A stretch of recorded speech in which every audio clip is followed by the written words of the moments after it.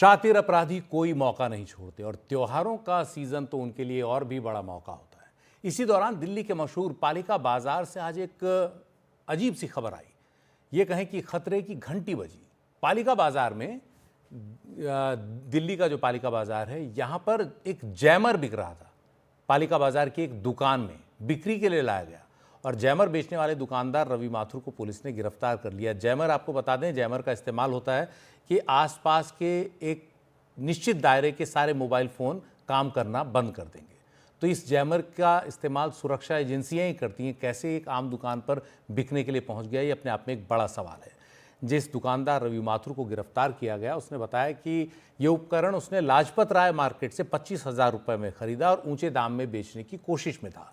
इसकी क्षमता 50 मीटर थी, यानी 50 मीटर के दायरे में ये मोबाइल फ़ोन जो है उनको जैम कर सकता था, उनको एक तरह से ऑपरेट होने से रोक सकता था।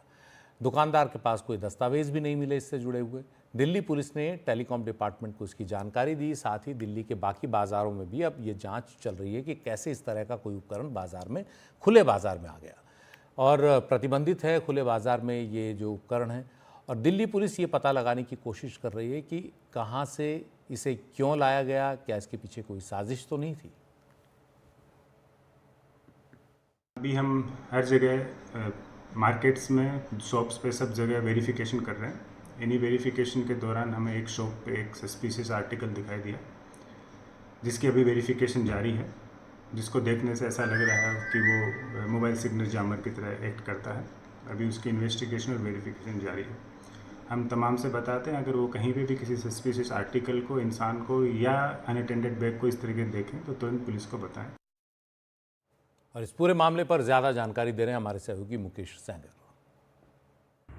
दिल्ली में सुरक्षा के लिए बड़ा खतरा। दिल्ली पुलिस ने 24 अक्टूबर को दिल्ली के पालिका मार्केट में छापा मारकर 2 चाइनीज मोबाइल जैमर बरामद किए हैं और इस मामले में दुकान के मालिक रवि माथुर को गिरफ्तार कर लिया है। रवि माथुर ने पूछताछ में कहा कि वो 25,000 रुपये में ये Chinese mobile jammer Lajpat Nagar market से लाया था और फिर आगे इनको ऊंचे दामों पर बेचने वाला था, लेकिन इसके पहले ही उसको गिरफ्तार कर लिया गया है।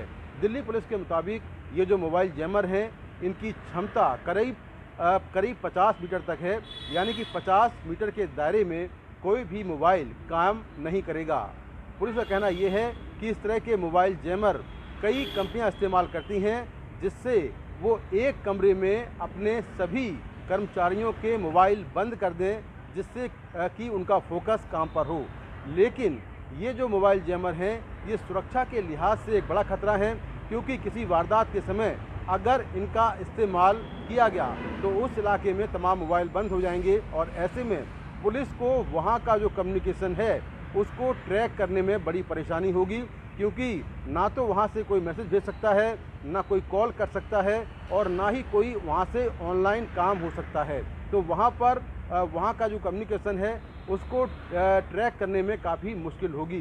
पुलिस के मुताबिक इस मामले की आगे की जांच के लिए जो आईटी डिपार्टमेंट है उसको एक पत्र लिखा गया है। इसके साथ ही ये जांच चल रही कि आखिर ये मोबाइल कैसे कैसे पालिका मार्केट पहुँचे और क्या दिल्ली के और बाज़ारों में भी इस तरह के जो चाइनीज मोबाइल जैमर हैं क्या वो बिक रहे हैं, क्योंकि इस तरह के जैमर जो बेचना है वो अपराध होता है।